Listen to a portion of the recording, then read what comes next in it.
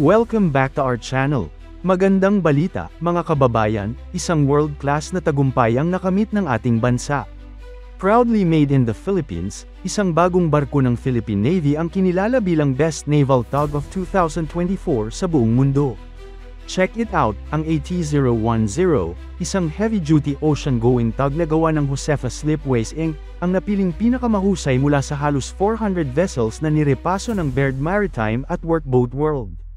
Tara na't kilalanin natin ang barkong ito na tunay na maipagmamalaki ng bawat Pilipino. Pero bago tayo magsimula, tandaan natin na ang matatag na Pilipinas ay hindi lang nabubuo sa lakas militar, kundi sa maayos na pamahalaan, paglaban sa korupsyon, pagtanggi sa political fanaticism, at paglaban sa maling impormasyon. Ang AT-010 ay isang 62-ton bollard pull tug na ginawa para sa Philippine Navy. Isa ito sa dalawang tugboats na dinisenyo ng Robert Allan Limited, at locally built ng Josefa Slipways sa Sual, Pangasinan. Dalawa ang ginawa, isang mas maliit na harbor tug at itong si AT-010 na mas malaki at pang-ocean operations. Kumbaga, ito ang heavy hitter pagdating sa naval logistics at towing capabilities. Ayon sa opisyal ng JSI na si Arturo Balahedia, ang AT-010 ay powerful, highly maneuverable, and built for extreme conditions.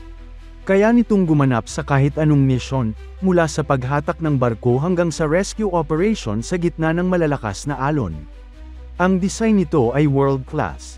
Gumamit ito ng pinakabagong makinarya at modern navigation systems, kaya naman kayang-kaya nitong tumugon sa iba't ibang operational demands ng Navy. Equipped ito, hindi lang para sa towing, kundi para rin sa firefighting, disaster response, at naval support missions. Ang 62-ton bollard pull rating nito ay nangangahulugan na kayang-kaya nitong hilahin kahit ang malalaking barko o stranded vessel sa laut. Kung iisipin mo, para itong Navy workhorse, tahimik pero matatag. Isa sa mga pinakamahalagang aspeto ng tagumpay na ito ay local build ito. Hindi imported, hindi gawa ng banyagang shipyard. Gawang Pinoy mula sa disenyo hanggang sa pagtatayo. Sa kabila ng mga challenges, lalo na sa logistics at equipment delivery, matagumpay na natapos ng Josefa Slipways ang proyekto. Ipinakita ng AT-010 na kayang-kaya ng Pilipino gumawa ng world-class naval vessels kung bibigyan ng suporta at oportunidad.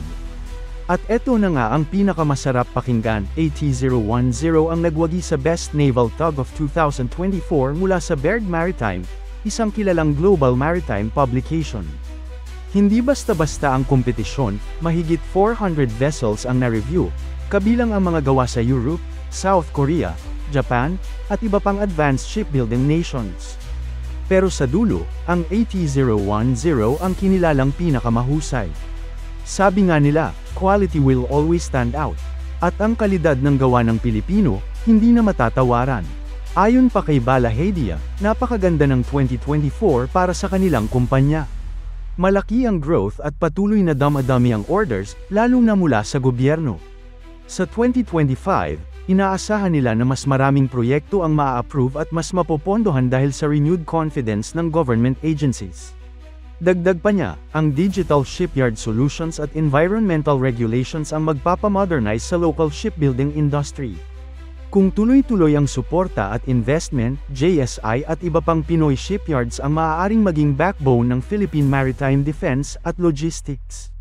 Hindi lang to tungkol sa award, ang AT-010 ay may strategic value. Bilang ocean-going tug, ito'y bahagi ng modernization ng Philippine Navy. Sa panahon ngayon na may mga tensyon sa West Philippine Sea at lumalawak ang sakop ng naval operations, crucial ang pagkakaroon ng modern support vessels tulad ng AT-010. Bukod sa operational na halaga ng AT-010, napakahalaga rin ang simbolismo nito. Isa itong patunay na gumagana ang Self-Reliant Defense Posture, SRDP, ng Pilipinas.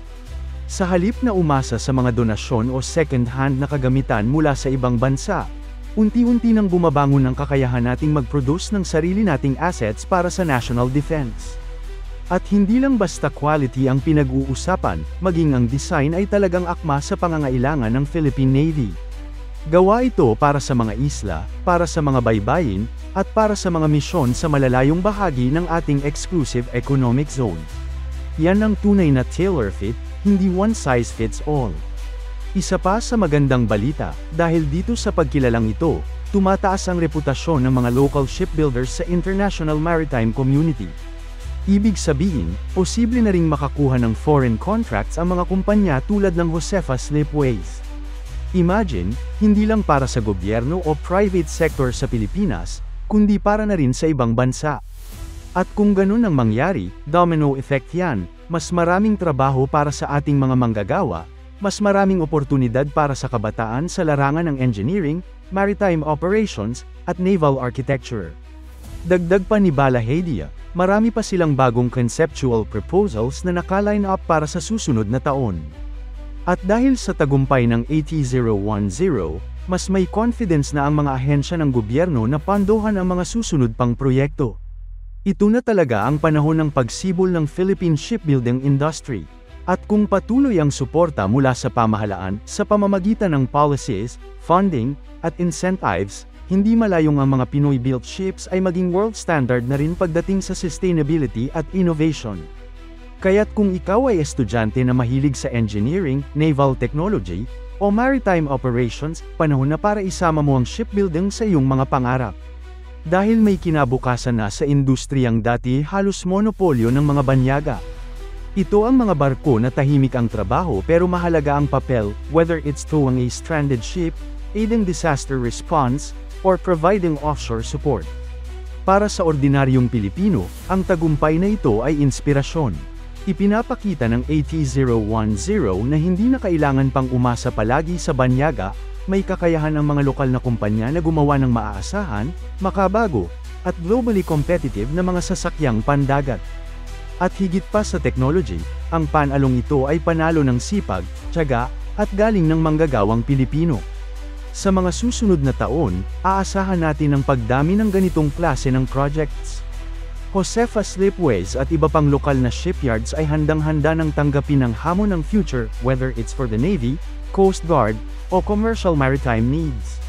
Sa ilalim ng Maritime Industry Development Plan ng gobyerno, layunin na gawing globally competitive ang shipbuilding ng Pilipinas. At kung ganito ang mga resulta, mukhang patungo tayo sa tamang direksyon.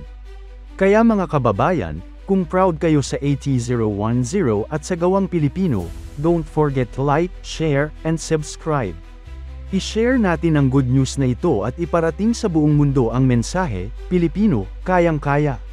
Hanggang sa susunod nating kwento ng tagumpay at teknolohiya, this is PH Malaya, signing off. Mabuhay ang gawang Pilipino!